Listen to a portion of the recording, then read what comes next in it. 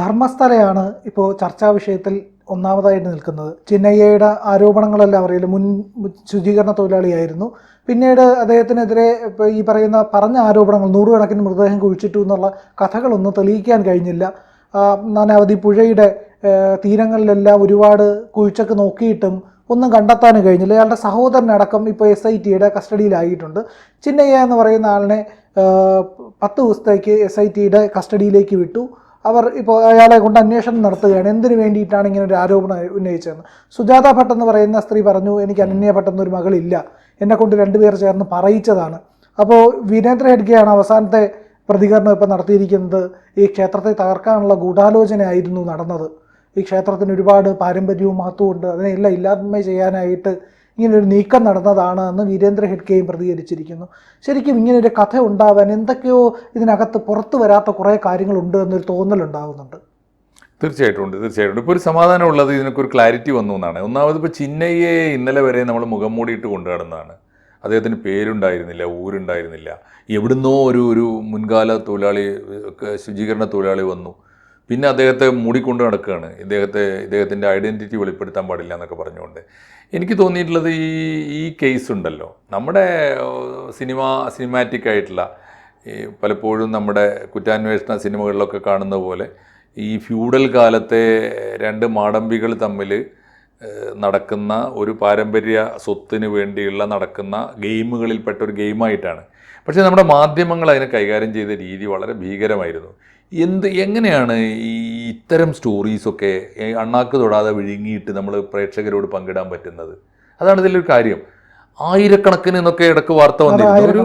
ഒന്നാമത്തെ കാര്യം, ഇതിനകത്ത് ഏറ്റവും പ്രധാനപ്പെട്ടത് അവിടെ ഒരു പാവം ക്ഷേത്രം ഉണ്ടായിപ്പോയി എന്നുള്ളതാണ്. ജൈനന്മാരുടേത്. പിന്നീട് ജൈനന്മാർ മൊത്തം അബ്സോർബ് ചെയ്ത് പോയല്ലോ.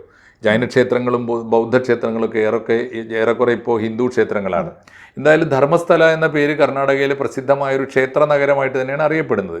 കഷ്ടകാലത്തിന് ഈ സ്വത്ത് തർക്കം, ഇതുമായി ബന്ധപ്പെട്ട പാരമ്പര്യ സ്വത്തുക്കളുടെ തർക്കം എന്നാണ് ഞാൻ വിചാരിക്കുന്നത്. ഒരു റിയൽ എസ്റ്റേറ്റ് തർക്കമാണ്.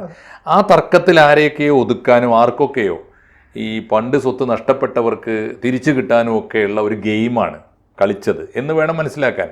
അവിടെ ഒരാൾ വന്ന് പറയുന്നു, ഇങ്ങനെ കണ്ട പെൺകുട്ടികളെ മുഴുവൻ പെൺകുട്ടികൾ വന്നാൽ അതിന് ക്ഷേത്രം ഒരു കാരണമാണല്ലോ.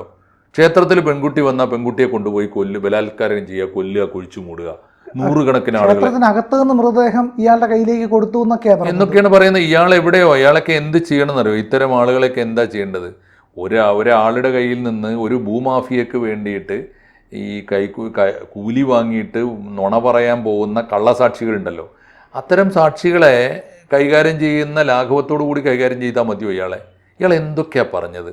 എവിടുന്നോ ഇയാളൊരു തലയോട്ടി ശേഖരിച്ചു കൊണ്ടുവരിക, എന്നിട്ട് ക്ഷേത്രത്തിൽ നിന്ന് എനിക്ക് കിട്ടിയതാന്ന് പറയുക, അല്ലെങ്കിൽ ഞാൻ കുഴിച്ചിട്ടതിൽ നിന്ന് ഞാൻ മാന്തി എടുത്തതെന്ന് പറയുക, എന്നിട്ട് അത് തന്നെ തലയോട്ടി കൊണ്ടുപോയിട്ട് കാട്ടിൽ എവിടെയൊക്കെയോ വെക്കുക, എന്നിട്ട് 10ഉം 15ഉം കേന്ദ്രങ്ങളിൽ ഞാൻ തന്നെ ആയിരക്കണക്കിന് വരെ വന്നു വാർത്ത.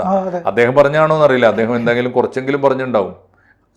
ആയിരക്കണക്കിന് എന്ന് പറഞ്ഞാൽ 10 എണ്ണമെങ്കിലും അദ്ദേഹം പറഞ്ഞിട്ടുണ്ടാവാം. ബാക്കിയൊക്കെ ഇങ്ങനെ പെരുപ്പിക്കുകയാണ് മാധ്യമങ്ങൾ. നിന്റെ മീഡിയ 10 പറഞ്ഞാൽ ഞാനത് 100 ആക്കുന്നു, വേറൊരാളത് കേട്ട് 1000 ആക്കുന്നു, അങ്ങനെ പോവാണ്. അപ്പോൾ നമ്മുടെ മാധ്യമങ്ങളും മനുഷ്യൻ്റെ കോമൺ സെൻസിനെ വലിയ തോതിൽ വെല്ലുവിളിച്ചുകൊണ്ടാണ്. ഇത് പറയാൻ മടിയില്ല, പറഞ്ഞാൽ വിശ്വസിക്കാൻ മടിയില്ല, എന്നിട്ട് അത് പ്രസിദ്ധീകരിക്കാൻ മടിയില്ല. എന്താ തെളിവ് വെച്ചാൽ ആരുടെ കയ്യിലും ഒരു തെളിവുമില്ല. ഇയാൾ പറഞ്ഞിരിക്കുന്നുവെന്ന്, ഇയാളെ നമ്മളിപ്പോഴാണ് പുറത്തെങ്കിലും കാണുന്നത്. ഇയാളോട് പോലീസ് പറഞ്ഞു എന്ന് പോലും തെളിവില്ല. ഇയാൾ ആദ്യകാലത്ത് പറഞ്ഞു എന്ന് നമ്മൾ മാധ്യമങ്ങൾ പറഞ്ഞതാണ്. അന്വേഷണ സംഘത്തോട് ഇയാൾ പറഞ്ഞു എന്ന് പോലും ഇപ്പോഴും പറയുന്നില്ല. എന്തായാലും ഇപ്പോൾ അയാളുടെ പേര് വന്നു.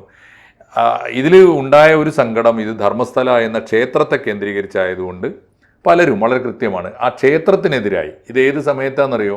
ഇപ്പോൾ നാട്ടിൽ പലതരത്തിലുള്ള അക്രമങ്ങൾ നടക്കുന്ന സമയത്ത്, പലതരത്തിലുള്ള രാഷ്ട്രീയമായ അക്രമങ്ങൾ, വർഗീയമായ ചേരിതിരിവുകൾ, കൊലപാതകങ്ങൾ, ഈ ആൾക്കൂട്ടക്കൊല ഒക്കെ നടക്കുന്ന കാലത്ത് ഹിന്ദു ക്ഷേത്രം, ജൈനക്ഷേത്രമായിരുന്നെങ്കിൽ പോലും ഹിന്ദു ക്ഷേത്രമായി കഴിഞ്ഞ ഒരു ക്ഷേത്രത്തോടനുബന്ധിച്ച് അവിടെ എത്തുന്ന ആരാധകരായ ഭക്തന്മാരായ പെൺകുട്ടികളെ മുഴുവൻ കൊന്നു കുഴിച്ചു മൂടുന്ന ഒരു ക്ഷേത്രം എന്ന് പറയുന്ന ഒരു സ്തോഭജനകമായൊരു വാർത്തയുണ്ട്, ഷോക്കിംഗ് ആയിട്ടുള്ള ന്യൂസ്. അത് പ്രചരിപ്പിച്ചതിൽ തീർച്ചയായിട്ടും പലർക്കും പങ്കുണ്ടാകും. പ്രത്യേകിച്ച് ഈ ഹിന്ദു സംസ്കാരത്തിനും ഹിന്ദു വിശ്വാസത്തിനും ഹിന്ദുത്വ രാഷ്ട്രീയത്തിനും ഒക്കെ എതിരായി പ്രചരിപ്പിക്കുന്ന എല്ലാവരും അതിൽ ന്യൂനപക്ഷങ്ങൾ പങ്കുവഹിച്ചിട്ടുണ്ടാവും, അതിൽ പലരും ദളിത് മൗലികവാദികൾ പങ്കുവഹിച്ചിട്ടുണ്ട്, അതിൽ അർബൻ നക്സലൈറ്റുകൾ പങ്കുവഹിച്ചിട്ടുണ്ട്, ഇവാഞ്ചലിസ്റ്റുകൾ എന്ന് പറഞ്ഞാൽ ക്രിസ്ത്യൻ ഭാഗത്തുനിന്ന് പങ്കുവഹിച്ചിട്ടുണ്ട്, എല്ലാവരും സെക്കുലറിസ്റ്റുകൾ എന്ന് പറയുന്ന ഇടതുപക്ഷക്കാർ പങ്കുവഹിച്ചിട്ടുണ്ട്, മാവോയിസ്റ്റുകൾ പങ്കുവഹിച്ചിട്ടുണ്ട്, ബുദ്ധിജീവികൾ പങ്കുവഹിച്ചിട്ടുണ്ട്.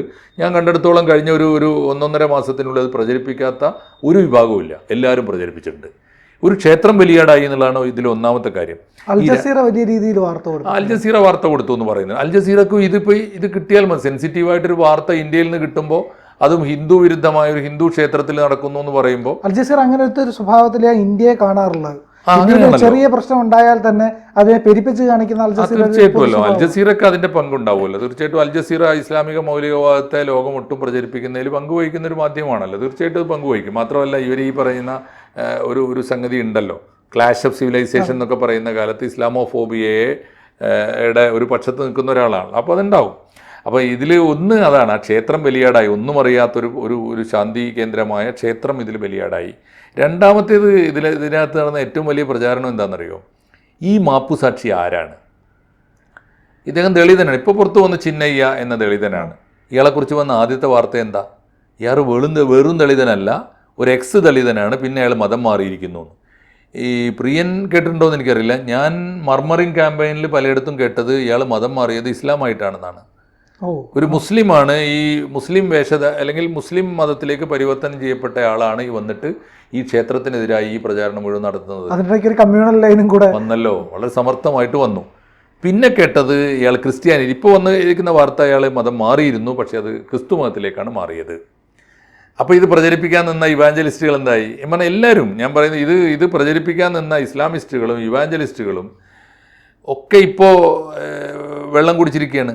കാരണം ഇത് ബേസ്ലെസ് ആയ വാർത്തകൾ, ഇത് അങ്ങേയറ്റത്തെ പാപമാണെന്നേ, ചെറിയ കുറ്റമല്ല. നമ്മുടെ നാട്ടിൽ മനുഷ്യൻ്റെ മനസ്സിൽ പരസ്പരം വിദ്വേഷം വിതക്കുന്ന മട്ടിലുള്ള വാർത്തകൾ ഓർമ്മയില്ലേ? വടക്കേ ഇന്ത്യയിലൊക്കെ പലപ്പോഴും കലാപങ്ങൾ ഉണ്ടായിട്ടുള്ളത്. നമ്മുടെ ഇന്ത്യ വലിയ പാഠപുസ്തകമാണ്. വടക്കേ ഇന്ത്യൻ നഗരികളിൽ പലപ്പോഴും വർഗീയ കലാപങ്ങൾ ഉണ്ടായിട്ടുള്ളത് ഒരു നേരിയ പത്രവാർത്ത. അക്കാലത്തെ ഈ ലോക്കൽ ന്യൂസ് പേപ്പർ ഉണ്ടല്ലോ, സായാഹ്ന പത്രങ്ങളിൽ ഒരു കോളത്തിലൊക്കെ വരുന്ന വാർത്തയാണ്. ആ വാർത്ത പലപ്പോഴും ബേസ്ലെസ് ആയിരിക്കും. ആ വാർത്ത പടർന്ന് പിടിച്ച് കാട്ടുതീ പോലെ പടർന്ന് പിടിച്ച് കലാപമൊക്കെ ഉണ്ടായി കഴിഞ്ഞിട്ട് ഞാൻ കണ്ടിട്ടുണ്ട്. പലപ്പോഴും പല കലാപങ്ങൾക്ക് ശേഷവും നടന്ന അന്വേഷണ കമ്മീഷൻ റിപ്പോർട്ടുകൾ കണ്ടിട്ടുണ്ട്.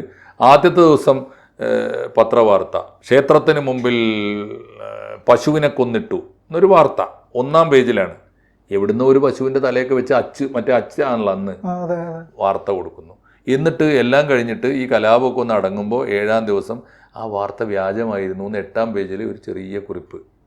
ഇങ്ങനെയൊക്കെ വരാറുണ്ട്. അപ്പോൾ വാർത്തകളിൽ കുറെ കൂടി ഒരു ജാഗ്രത, പ്രത്യേകിച്ച് ഇത്തരത്തിലുള്ള സ്റ്റോറീസിൽ വർഗീയതയുടെ മണമുള്ള കഥകൾ വളരെ സൂക്ഷിച്ച് പ്രചരിപ്പിക്കണം എന്നാണ്. എന്തായാലും തീർന്നല്ലോ എന്നുള്ള സമാധാനമുണ്ട്. ഇതിൽ 2 പേർ തമ്മിലുള്ള അവകാശ തർക്കം, ആരുടെ ഭാഗത്താണ് നീതി ന്യായം നമുക്ക് അറിഞ്ഞുകൂടാ. എന്തായാലും ഈ ധർമ്മസ്ഥലയുടെ പരിസരത്തെ എത്രയോ ഭൂമി കൈവശം വെച്ചുകൊണ്ടിരിക്കുന്ന ഈ ഹെഗ്ഡെ, എന്താണ് വീരേന്ദ്ര ഹെഗ്ഡെയുടെ മറുപക്ഷത്ത് നിൽക്കുന്ന ആ കുടുംബത്തിലോ പുറത്തോ പെട്ട അവർ പറയുന്നുണ്ടല്ലോ, എന്നോട് പറഞ്ഞുകൊണ്ട് ഞാൻ പറഞ്ഞു, അങ്ങനെ പറഞ്ഞു കഴിഞ്ഞാൽ എനിക്ക് കുറച്ച് സ്വത്ത് കിട്ടും, എനിക്ക് നഷ്ടപ്പെട്ടു എന്ന് കരുതിയ സ്വത്ത് വീണ്ടും കിട്ടുമെന്ന് പറഞ്ഞതുകൊണ്ട് അതിന് എനിക്കും മകൾ കൊല്ലപ്പെട്ടു എന്ന് പറഞ്ഞാൽ എനിക്കും മകൾക്കുള്ള അവകാശം കിട്ടുമല്ലോ എന്ന് പറഞ്ഞുകൊണ്ടാണ് സുജാത, എന്താണ് അവരുടെ പേര്, സുജാത ഭട്ട്. അപ്പോൾ ഇത്തരമാണ്. ഇവനെന്താ കൊടുക്കാൻ പറഞ്ഞതെന്നറിയില്ല. ചിന്നയ്യക്ക് എന്ത് കൊടുക്കാൻ പറഞ്ഞു? എത്ര കിട്ടിയാലും ചെയ്യാവുന്നൊരു പാപമാണോ അത്? അവനൊക്കെ അങ്ങനെ വിട്ടാൽ പറ്റുമോ കോമൺ സെൻസ് ഉള്ള ഒരുത്തനാണെങ്കിൽ? അപ്പോൾ തീർച്ചയായിട്ടും അത് എന്തായാലും സമാധാനമുണ്ട്. ഇപ്പോൾ ഇതിനൊരു തെളിവ് ഒരു പുറത്തു വന്നല്ലോ. എന്തായാലും ഒരു മതേതര ഗവൺമെൻറ്, പ്രത്യേകിച്ച് ആലോചിച്ച് നോക്കൂ, കോൺഗ്രസ് ഭരിക്കുന്ന ഒരു ഗവൺമെൻറ് എന്തുമാത്രം വ്യയം ചെയ്തു, എത്രമാത്രം പണം, എത്രമാത്രം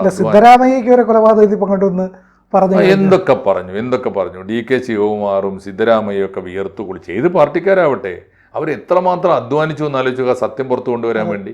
എന്തായാലും വളരെ വളരെ ശാസ്ത്രീയമായ രീതിയിൽ തന്നെ അന്വേഷിക്കേണ്ടതെല്ലാം അന്വേഷിച്ചിട്ട് കുറ്റവാളികളെ പിടിച്ച് നിയമത്തിന് മുമ്പിൽ കൊണ്ടുവന്നിരിക്കുന്നു. മുഖം മൂടി വലിച്ചു നീക്കിയിരിക്കുന്നു. ഇനി നിയമത്തിൻ്റെ വഴിക്ക് കൈകാര്യം ചെയ്യട്ടെ. ചെറിയ പണിഷ്മെൻറ്റ് കൊണ്ട് അവസാനിപ്പിക്കാൻ പാടില്ല. കാരണം ഇത് ഇമാതിരി തട്ടിപ്പുകൾ ഇനി ആർക്കും ചെയ്യാൻ തോന്നരുത്. കാരണം 2 വ്യക്തികൾ തമ്മിലുള്ള തട്ടിപ്പല്ല, എത്രയോ സമുദായങ്ങൾ തമ്മിൽ ആർക്കൊക്കെ വേണമെങ്കിൽ ഇപ്പോൾ വെറുക്കാൻ തമ്മിൽ ആലോചിച്ച് നോക്കൂ. ക്രിസ്ത്യാനിയും ഹിന്ദുവും തമ്മിൽ വെറുക്കാം, ഹിന്ദുവും ജൈനനും തമ്മിൽ വെറുക്കാം, ഈ ഹിന്ദുവും മുസ്ലിമും തമ്മിൽ വെറുക്കാം. മാത്രമല്ല ഇവിടെ നിന്നൊരു ഫിറോസ് പോയി അവിടെ മനാഫ് അല്ലേ, നമ്മുടെ ശിരൂരുണ്ടായിരുന്നു ശിരൂർ അർജുന്റെ കേസിൽ അപകടത്തില് ഉണ്ടായിരുന്ന മനാഫ് പോയി അവിടെ സമരത്തിന് നേതൃത്വം നൽകിയെന്ന് വാർത്ത കണ്ടു. അവനൊക്കെ വേണം അടിച്ചോടിക്കുക, അവൻ സൈബർ കുറ്റവാളിയാണ് ശരിക്ക്, അവൻ അന്യായമായി പണം ശേഖരിച്ചു എന്നൊക്കെ പറയുന്ന വാർത്തയുണ്ട്. ഞാൻ പറയുന്നത് ഇവർക്കൊന്നും അന്തിമമായി മനുഷ്യൻ എന്ന ഒരു സംവർഗത്തിലോ അല്ലെങ്കിൽ ഈ വിശ്വാസം എന്ന ഏറ്റവും പവിത്രമായൊരു മൂല്യത്തിലോ വിശ്വാസമുള്ളവരല്ല. അക്രമികളാണ്, ക്രിമിനലുകളാണ് ഇവരൊക്കെ. അവരെ കരുതിയിരിക്കുക എന്ന ജാഗ്രതയാണ് ധർമ്മസ്ഥലയുടെ വാർത്ത നമുക്ക് നൽകുന്ന സന്ദേശം. കൂടുതൽ വാർത്തകളും വിശേഷങ്ങളും നിങ്ങളിലേക്ക് എത്താൻ ABC മലയാളം സബ്സ്ക്രൈബ് ചെയ്യുക, ബെൽ ബട്ടണും അമർത്തുക.